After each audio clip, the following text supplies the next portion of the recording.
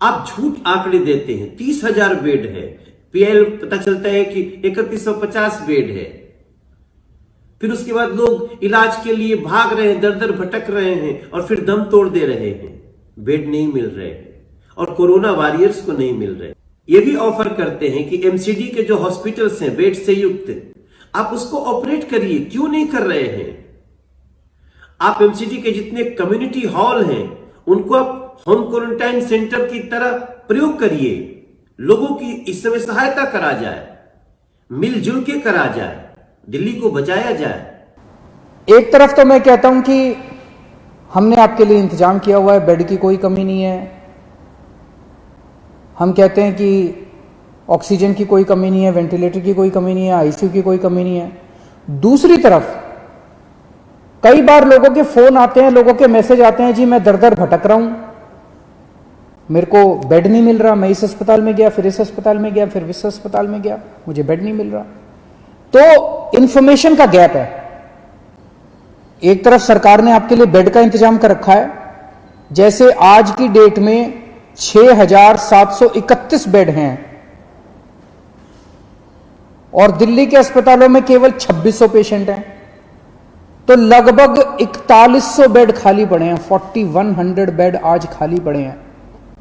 लेकिन जब लोग जा रहे हैं तो उन्हें पता नहीं चलता कि मैं किस अस्पताल में जाऊं, मेरे को किस अस्पताल में बेड मिलेगा, मेरे को किस अस्पताल में ऑक्सीजन मिलेगी, मेरे को किस अस्पताल में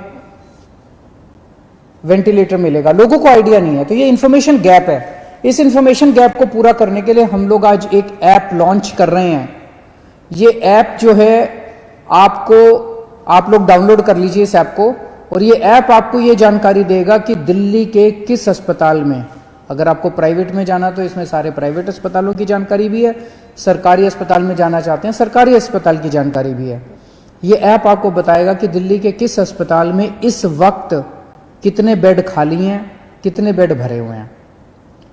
और तो ये एक बारी ऐप देख लेते हैं ये कैसे काम करता है। अभी आपके सामने ये दिखाएंगे। जैसे जब आप ऐप डाउनलोड करेंगे तो ये ऐप सामने दिखाया उसने कि टोटल बेड कितने थे।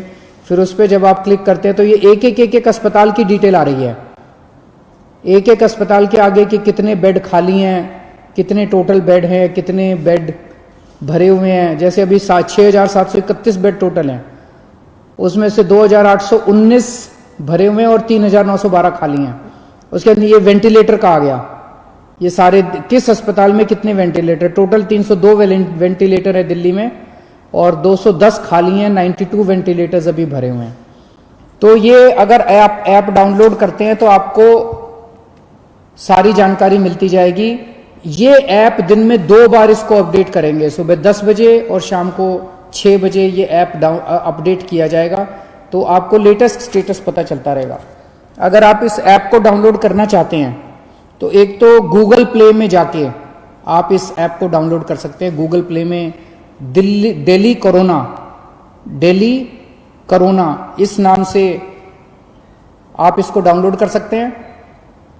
दूसरा,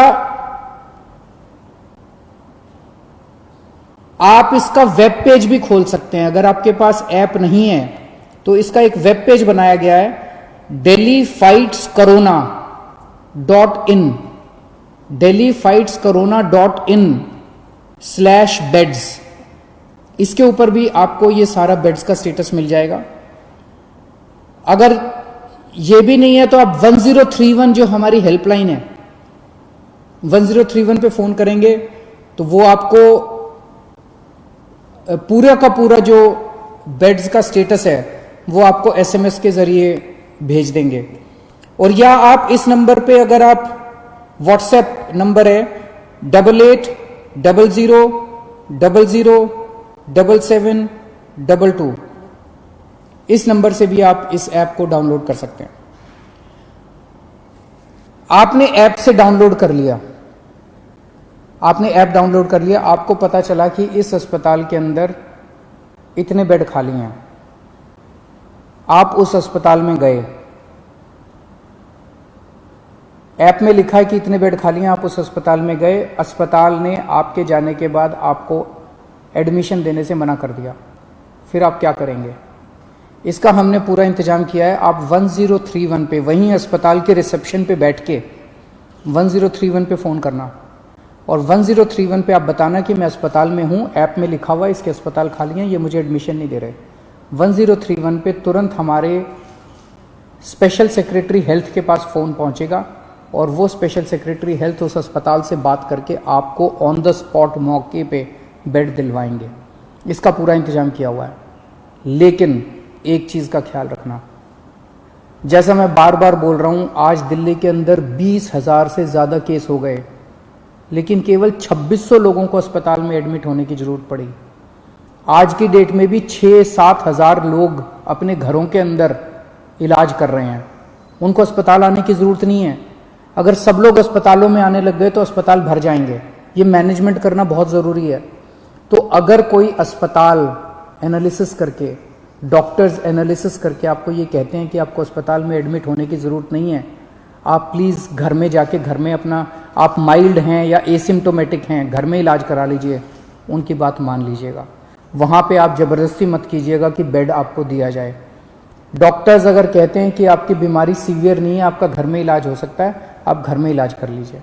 और घर में जब जाएंगे तो चिंता मत करना, हमने एक टीम लगाई है, वो दिन में 2 बार 3 बार आपसे बात करेगी, आपके परिवार वालों से बात करेगी, और अगर आप घर में सीरियस हो जाते हैं तो फिर आपके लिए बेड का इंतजाम कर देंगे।